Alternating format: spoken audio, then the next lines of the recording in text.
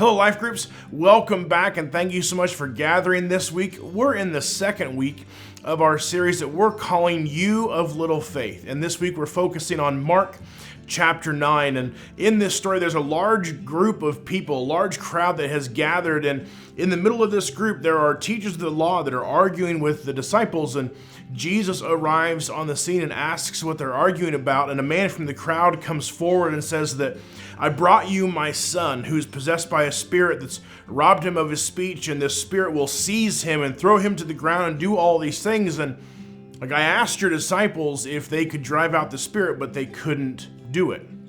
But you look in Mark chapter 6, so just 3 chapters earlier, and we see the disciples driving out demons and healing people, but they couldn't heal this boy. And Jesus almost scolds the disciples and then asks the boy to be brought to him. And when the boy arrives, the spirit sees Jesus and the boy immediately begins to convulse. And the father says he's been doing this since childhood.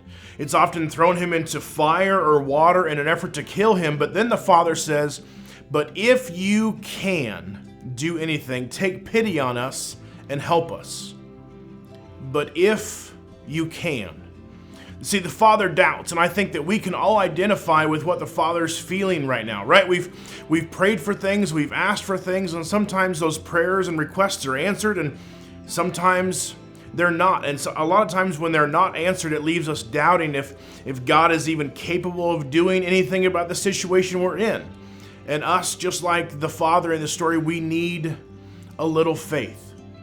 Now, the disciples, on the other hand, they're probably as confused as everyone else. After all, a couple chapters earlier in Mark, they're able to drive out these evil spirits. They're able to heal people, but in this instance, they can't.